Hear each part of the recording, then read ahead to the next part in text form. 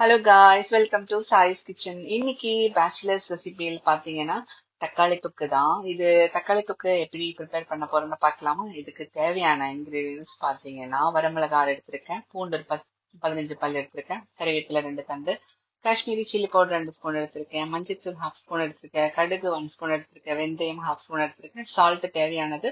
அப்புறம் பாத்தீங்கன்னா பெருங்காயத்தூள், ஓகேவா? இதுக்கு 1/2 ஸ்பூன் எடுத்திருக்கேன். ஸோ ஃபர்ஸ்ட் வந்து ஒரு 1/2 kg தக்காளி நல்லா வாஷ் பண்ணி சின்ன சின்னதா கட் பண்ணி வச்சிருக்கேன்.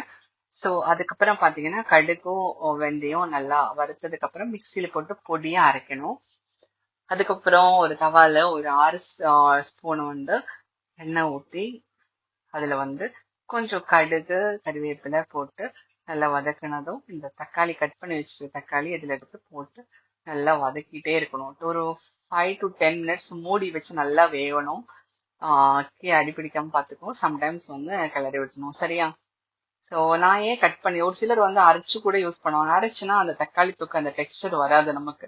ஸோ அதனாலதான் வந்து நான் அரைக்காம இந்த மாதிரி கட் பண்ணி வேக வச்சிருக்கேன், சரியா? இப்போ நல்லா வெந்திருக்கேன். இந்த வெந்ததுக்கு அப்புறம் நம்ம மிக்சியில வந்து கடுகு வெந்தயம் அரைச்சு வச்சிருக்குல்ல, அது வந்து இப்போ இந்த இந்த ஒரு கண்டிஷன்ல அது கொட்டிக்கோங்க. கொட்டிட்டு நல்லா கிளறி விடுங்க.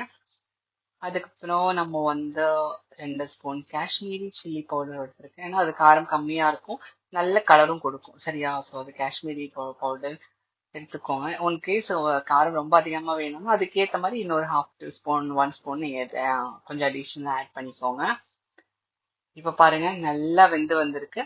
ஸோ இது வந்து நான் தனியா எடுத்து வச்சுக்க போறேன். ஸோ அதே பாத்திரத்துல வந்து கொஞ்சம் எண்ணெய் ஊற்றி கடுகு கறிவேப்பிலை காஞ்ச மிளகாய் அப்புறம் வந்து பூண்டு ஒரு 15 பல் பூண்டு கட் பண்ணி வச்சிருக்கல, அதையும் சேர்த்து நல்லா வதக்க போறேன்.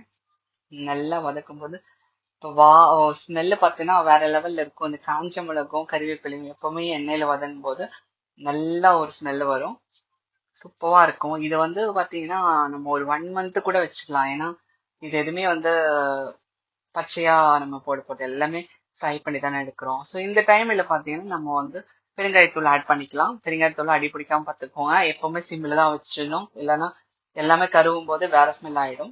ஸோ நம்ம வந்து ஏற்கனவே வந்து வதக்கி வச்சிருக்கிற தக்காளி வந்து இந்த கண்டிஷன்ல போடணும். போட்டதுக்கு அப்புறம் கிண்டிக்கிட்டே இருக்கணும் ஒரு 2 minutes.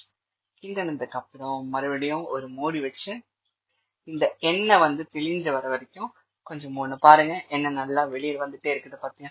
இந்த கண்டிஷன்ல இன்னும் கொஞ்சம் நேரம் கிளறி விட்டுட்டு தேவையான அளவு உப்பு போட்டுட்டு யூஸ் பண்ணி பார்த்தா வேற லெவல்ல இருக்கும். கண்டிப்பா ட்ரை தான் பண்ணணும். உண்மையிலே செம்ம டேஸ்டியா இருக்கு. பிடிச்சவங்க லைக் பண்ணுங்க, சப்ஸ்கிரைப் பண்ணுங்க, கமெண்ட் பண்ணுங்க. பாய் பாய்.